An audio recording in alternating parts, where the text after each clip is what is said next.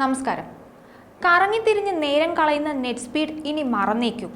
വിരൽ തൊടും മുമ്പ് വിവരം സ്ക്രീനിലെത്തിക്കാൻ അതിവേഗ ഇന്റർനെറ്റ് വരുന്നു. ഒന്നും രണ്ടുമല്ല, നിലവിലുള്ളതിൻ്റെ 4 ഇരട്ടി സ്പീഡാണ് വരാൻ പോകുന്നത്. സോഷ്യൽ മീഡിയയിൽ ഇനി അതിവേഗം ബഹുദൂരം. ഇതിനായി ഒരുപാട് കാത്തിരിക്കേണ്ട.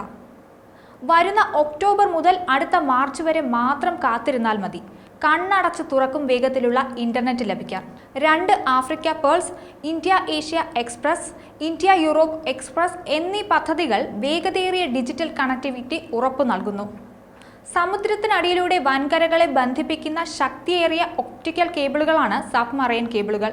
ആഗോളതലത്തിൽ അതിവേഗ ഡേറ്റ കൈമാറ്റം സാധ്യമാക്കുന്നതിന് വേണ്ടിയാണ് ഇവ ഉപയോഗിക്കുന്നത്. 45,000 കിലോമീറ്ററിലധികം വ്യാപിച്ചു കിടക്കുന്ന 2 ആഫ്രിക്ക പേൾസ് കേബിൾ സംവിധാനം ലോകത്തിലെ തന്നെ ഏറ്റവും വലിയ സമുദ്രാന്തര കേബിൾ സംവിധാനമായിരിക്കും. ആഫ്രിക്ക, മിഡിൽ ഈസ്റ്റ്, ഏഷ്യ എന്നിവിടങ്ങളിലെ 33 രാജ്യങ്ങളെ ബന്ധിപ്പിക്കുന്ന സംവിധാനം വഴി 180 ടെറാബൈറ്റ് ഡേറ്റ കൈമാറാൻ സാധിക്കും. ഭാരതി എയർടെലിൻ്റെ മുംബൈയിലുള്ള ലാൻഡിംഗ് സ്റ്റേഷനാണ് അവയിലൊന്ന്. ഭാരതി എയർടെൽ, മെറ്റ തുടങ്ങിയ കമ്പനികളുടെ നിക്ഷേപത്തിലാണ് ഈ പദ്ധതി. 200 ടെറാബൈറ്റ് ഡേറ്റ കൈമാറാൻ ശേഷി ഇതിനുണ്ടാകും. Mumbai, Singapore, Malaysia, Thailand, Sri Lanka എന്നിവിടങ്ങളെ ബന്ധിപ്പിക്കുന്ന ഈ കേബിൾ ശൃംഖലയ്ക്ക് 16,000 കിലോമീറ്റർ ദൈർഘ്യമുണ്ട്.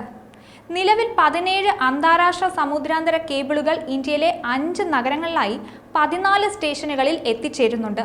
ഇവയുടെ പരമാവധി ഡേറ്റ കൈമാറ്റ ശേഷി സെക്കൻഡിൽ 138.55 TBയും ആക്ടിവേറ്റഡ് കപ്പാസിറ്റി സെക്കൻഡിൽ 111.11 TBയുമാണ്.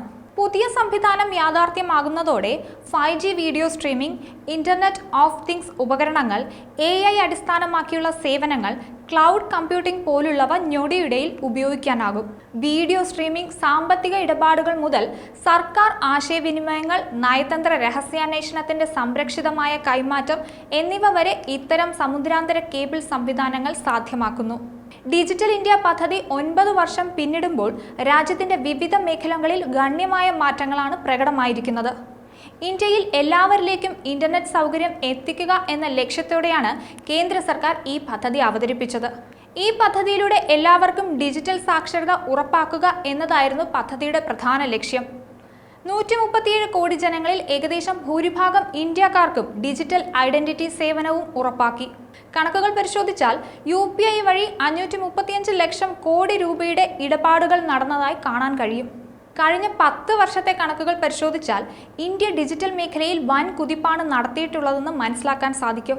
ലോകരാജ്യങ്ങൾ പോലും ഇന്ത്യയുടെ നേട്ടങ്ങൾ അതിശയത്തോടെയാണ് നോക്കിക്കാണുന്നത്. ഇന്ത്യക്ക് ഇനിയും മുന്നേറാൻ സാധിക്കട്ടെ. ന്യൂസ് ഡെസ്ക്, ഈനാട് മലയാളം.